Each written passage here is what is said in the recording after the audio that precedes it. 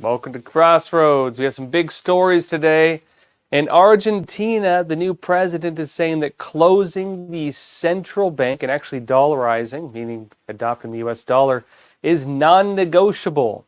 Also, the dangers of fiat currency and unlimited spending, problems that stem from centralized banking. We're going to be discussing that today. And we'll also go into the socialist ties to centralized banks. Something many people may be wondering, and what are centralized banks? What are the concerns with them? We'll discuss all of this and more in today's episode. That said, first, let's jump into what's happening in Argentina. Now, the new president there, Javier Milei, is making true on his promise to close the country's centralized bank. The move was being criticized as just a rumor, but he then took to X where he clarified that shutting down the central bank is a non-negotiable matter. This is his official statement on that, if you're wondering. Now, the Buenos Aires Herald said this, one of the local newspapers there. It said the closure of the central bank remains a non-negotiable part of Javier Milei's economic plan. The president-elect's team said via a press statement on Friday. It says the release added that they were confirming Milei's commitment to his proposal of eliminating the country's main banking authority in order to shut down what they called false rumors. Now, in another video, Milei called the central bank one of the greatest thieves of all time. And I'll be discussing a bit of what this means and, is that actually true? Well, look, many people have pointed out the problems of centralized banking. This goes back to the founding fathers, in fact. Centralized banks are not necessarily new. Thomas Jefferson was criticizing the Bank of England, as were many others. The founding fathers of the United States were deeply opposed to the Bank of England, and they wanted to prevent a scenario like what was happening in Europe at the time, where people were becoming slaves to bank debt. Now, I'm not exaggerating when I say slaves. How do we define a slave? A slave is a person who works, but they are not entitled to the wealth they generate. And so how does banking tie into that? Well, when you go into debt, you become a slave to the holder of the debt. This is an old principle, not necessarily new, not even necessarily related to banks. The debtor is beholden to the person who they owe it to. That's the nature of it. And if you engage in some of the predatory practices banks practice, at least modern banks, I'll explain the differences with some of this. Well, what happens is that you have things like, graduating interest rates, you have issues like fiat currency, you have many other traps, I would call them, that are established to lure you into debts that you can't really pay off. What does that mean? It means that indefinitely sometimes you will be working and a section of your pay, a portion of your pay, is going to be taken by the banks because you've fallen into a debt trap, essentially.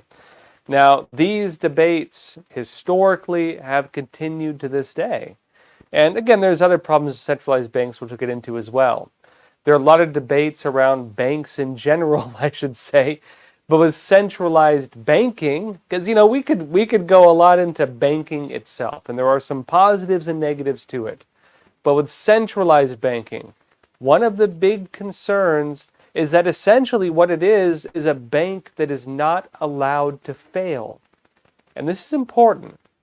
The prospect of failure for a bank means that they can't take too much of people's money for risky investments. It means they can't abuse people with loans that people can never technically pay off. If people just one day say, hey, I'm not going to pay the bank, what happens? If enough people do that, the bank goes out of business. Meaning the banks need to an extent, make sure that they're doing things in a way that are at least manageable. And of course, if banks, normally the way they work is you give them, let's say, $100, and under normal circumstances, they might take, maybe $50 or $70 of that, depending on how daring they're feeling.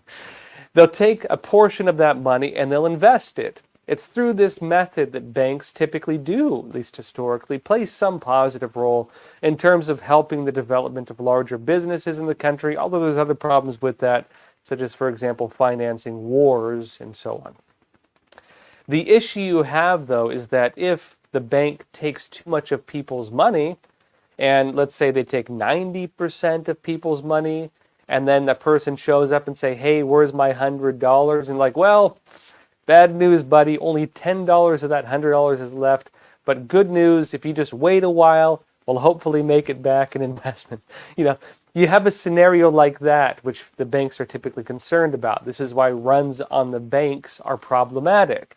If everybody suddenly wants their money back, the reality suddenly dawns that banks don't have your money. They've invested your money. And the other issue you have is that with centralized banks, essentially what has happened is with a bank that can't fail, it lets them increasingly make risky investments to the point where, with, for example, the Federal Reserve and things like that, because it bails out banks, it makes it so that banks can make very risky investments, things that are, maybe they'll invest 99% of your money, sometimes even more, in fact, because they can write debt as if they actually held something. Now, the issue then is if they lose too much money, if they don't get their money back, again, they're going to fail. This ties into the dangers of fiat currency and unlimited spending. Now, one of the key problems with things like the Federal Reserve, aside from printing fiat currency, essentially fake money, right? Phony money, which allows them to keep printing money and inflating the currency, by the way, is that the Fed can bail out failing banks. Meaning, again, as I just discussed, when you have a central bank like the Federal Reserve and you've given it additional powers, aside from the normal powers again, central bank might have, you give the Federal Reserve the ability to take people's money, essentially through the medium of inflation, which I'll explain, and use part of that to give banks money to bail them out to make sure they cannot fail. This is why, for example, in 2008 with the banking crisis, what happened? We bailed out the banks.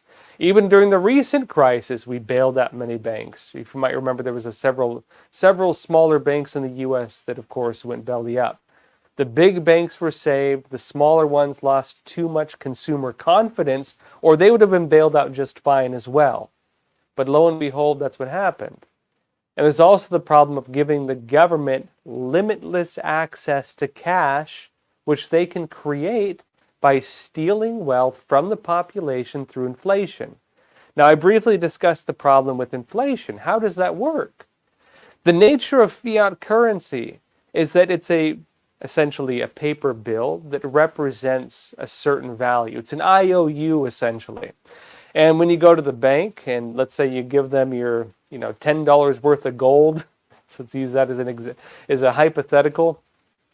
You give them $10 worth of gold and they give you a certificate that says $10. And you're like, okay, this $10 will forever be able to buy that piece of gold right back because it's worth the same amount. This is the way the public often interprets this. But that's not how the banks look at it. What do the banks do? You give them that piece of gold worth $10, probably a very small piece, by the way, and the bank, rather than, let's say, trying to increase its wealth, will merely print more of those bills that represent a set currency. Now, rather than you having, let's say, a bill that represents the value of that $10 in gold, they'll print two, meaning that they've given the public two bills now, meaning the bill you have in your pocket, the actual value has been cut in half. That's inflation. And when they print four, well, that means that it's been cut in 4 pieces, and then 8 cut in 8 pieces, and then 100 cut in 100 pieces, where your $10 is worth, 10 cents or whatever. They continue doing this. And it's through this way that banks reduce the actual value of money. That is what inflation is. And of course, that brings up other problems as well, which is essentially unlimited spending. Banks can continue printing money, which allows them to continue creating wealth for themselves artificially, which they can then use to essentially allow governments to have unlimited spending on anything they want, including wars, by the way. Mises Institute had an interesting piece explaining some of this, noting the Federal Reserve in particular. It said this: abolishing the Fed, meaning the Federal Reserve in the U.S., would put a huge brake on the planning state, social planning. Without the ability to expand the money supply at will, the federal government would become about as threatening as a state or local government. That's only the beginning of what the end of the Fed would mean. It would dramatically change the political culture in this country. Bureaucracies would tumble. Trade would stabilize. The investment risk calculus would accord with the free market.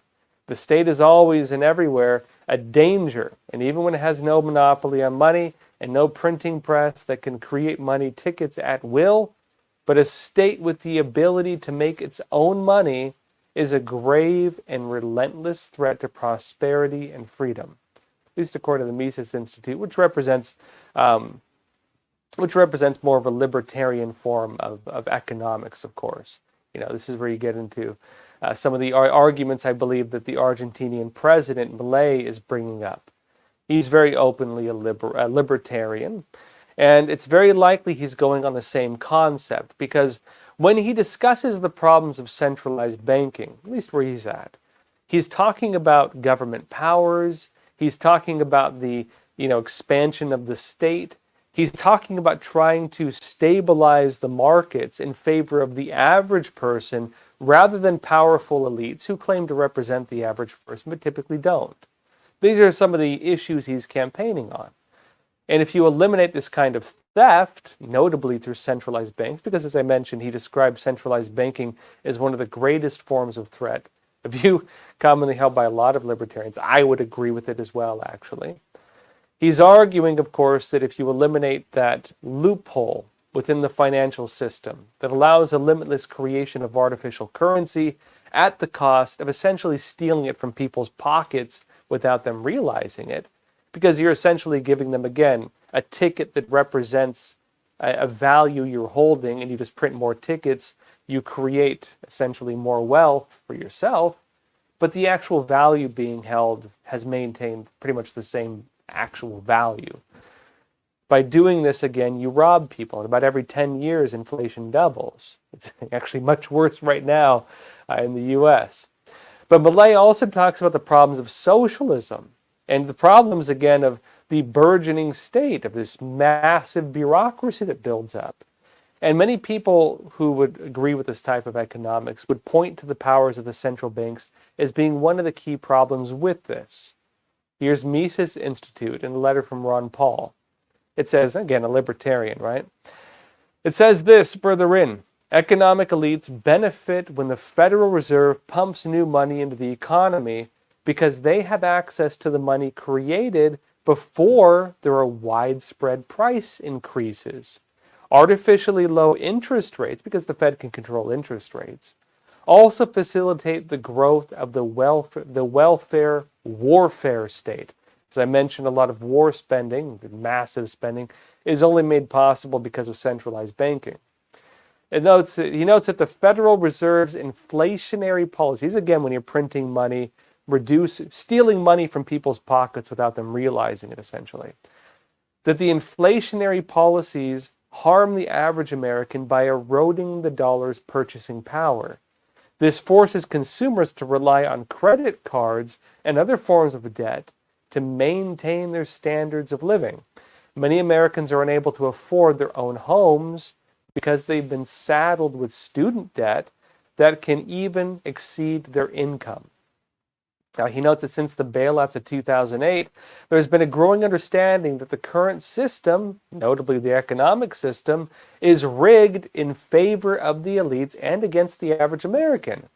Now, sound familiar? This is what Milei is also saying in Argentina. But he continues saying this, Ron Paul.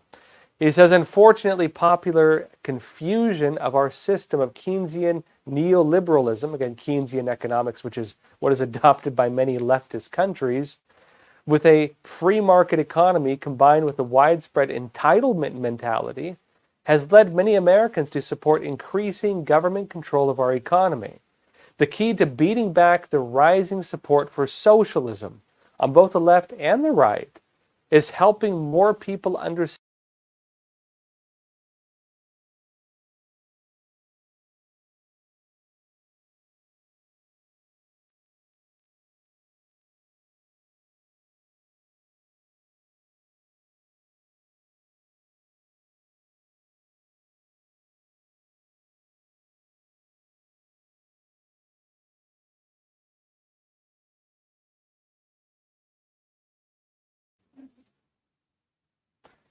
Now, he notes that the key to beating back the rising support for socialism on both the left and right is helping more people understand that big government and central banking are the cause of their problems, and that free markets in all areas, and especially in money, are the solution. Now, this sounds strange. It's because when people criticize capitalism and so on, oftentimes they're not criticizing actual capitalism. They're criticizing crony capitalism, which is something entirely different. They're criticizing the interventionist policies that have damaged the actual free market. And when people criticize, student loans and unaffordable health care and unaffordable houses, look no further. It's state interventionism in the hand of that, oftentimes causing the spike in prices. Because the way the market works under normal circumstances is that when people can't afford something, it goes out of business. If people can't afford houses, they can't sell the houses. If people can't afford health care, the hospitals go out of business. And of course, the normal way they avoid that is by lowering prices to meet what people can actually pay. And of course, there's different tiers in the quality of it, depending on what you can pay or can't pay. But typically, you will have people engaged in the free market looking to provide products and services and various forms of care to people at all economic levels.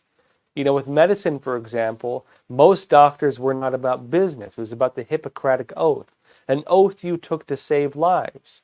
I would say the medical system is broken because of the abandonment of the Hippocratic Oath.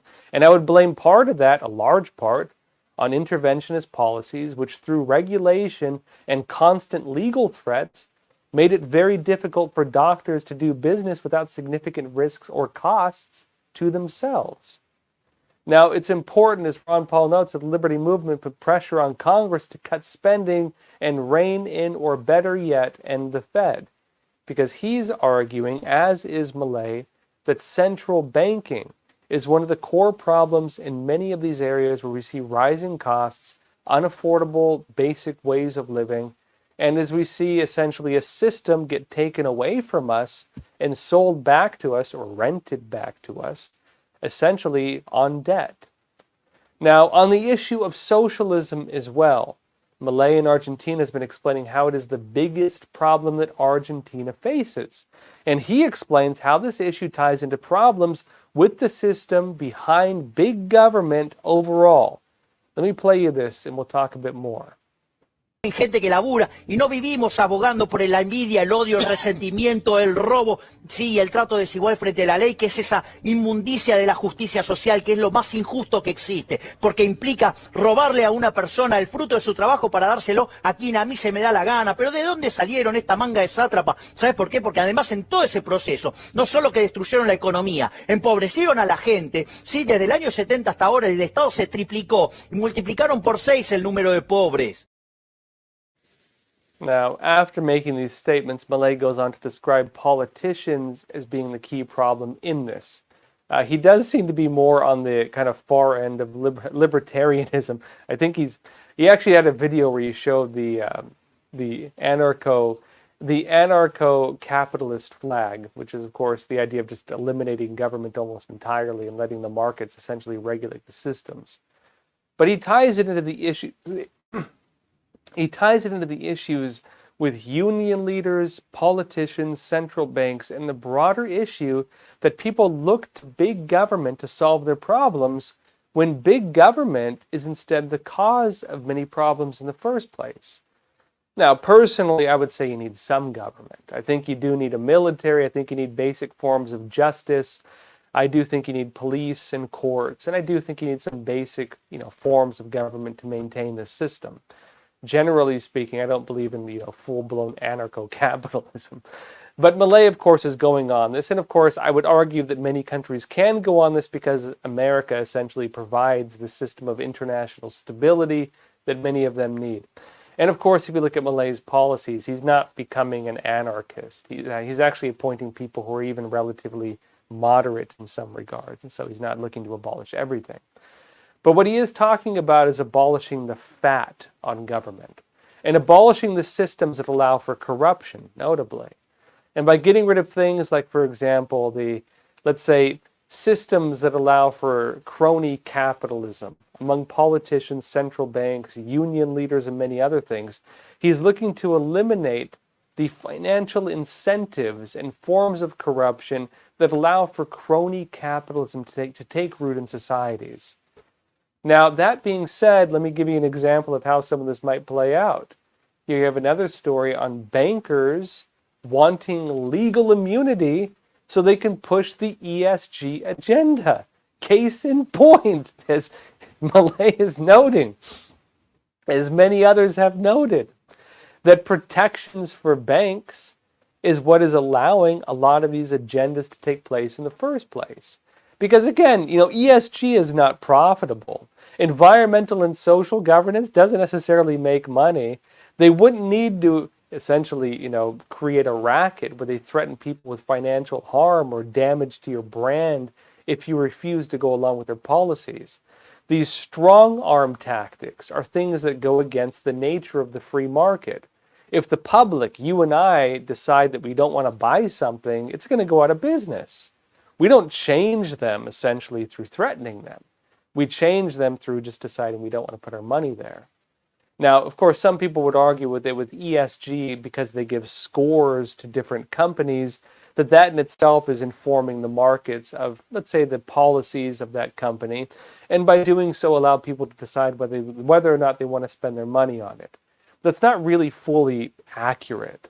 The way that ESG works is it creates a stigma on a company based on many different criteria, which may or may not actually reflect tangibly what the surface label entails. ESG, environmental and social governance, which is why, for example, you can have big oil companies with very good ESG scores, but you have guys like Elon Musk, who runs like Twitter, and Tesla, a literal electric car company, having very bad ESG scores, not because they're going against environmental policies, but because he's getting labeled, at least in his case, for what appear to be political reasons.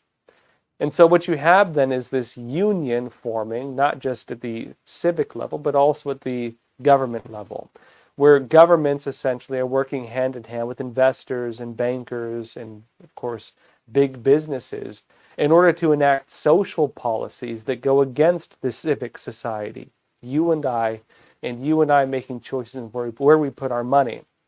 Let me show you what Bloomberg had to say about this new ESG push. It says this: bankers servicing one of the world's biggest ESG debt markets are now actively seeking legal protections to guard against the potential greenwashing allegations that may be ahead.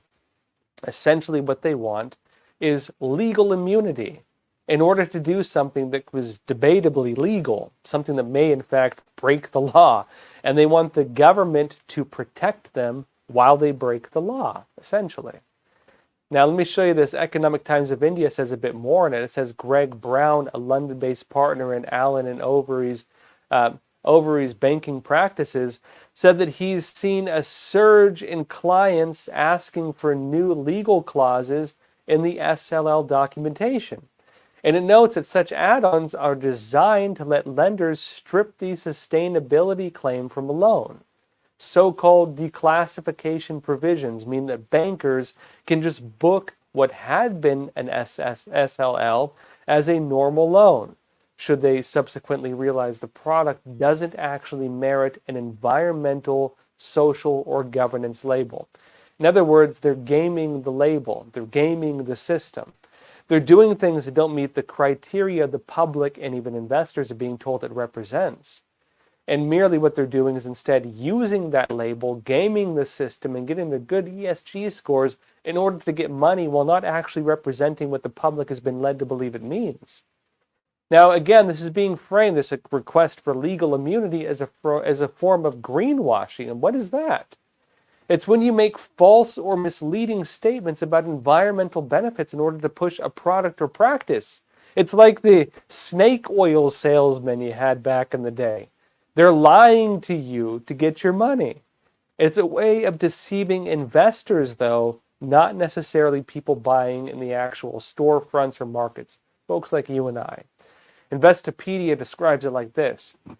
It says that greenwashing is the process of conveying a false impression or misleading information about how a company's products are environmentally sound. Greenwashing involves making an unsubstantiated claim to deceive consumers into believing that a company's products are environmentally friendly or have a greater positive environmental impact than they actually do. Although in this case, again, it relates not to consumers necessarily, but instead to investors and to banks. And again, this ties into the bigger picture of what we're going at here, which is that essentially what you have is an internal little network of individuals gaming the system at the cost of the average citizen. And when you have guys like Milei, again now the president-elect in Argentina, noting how centralized banking fits into the ecosystem of big government, this is what I believe he's actually referring to. That said, that's it for YouTube, Twitter, and Facebook. For the rest of the episode, come join me on Epoch TV, EpochTV.com. I'll be talking about China's shadow banking sector, which is now going belly up alongside many other things. And also, folks, I want to hear your thoughts on central banking. Do you think it's good or bad? Email me your thoughts, crossroads@epochtimes.com. crossroads@epochtimes.com. And again, send your thoughts on the new Argentinian president's plan to close the central banks I just talked about. And again, this email is a new dialogue we're starting on Crossroads. I want to hear your thoughts on issues as well. So again, send me an email, crossroads@epochtimes.com. Now, with that said, jump over to Epoch TV. We'll talk about one more story. Then we'll jump into questions from the audience. The link to that is in the description below this video. Thank you all again, and I will see you on Epoch TV.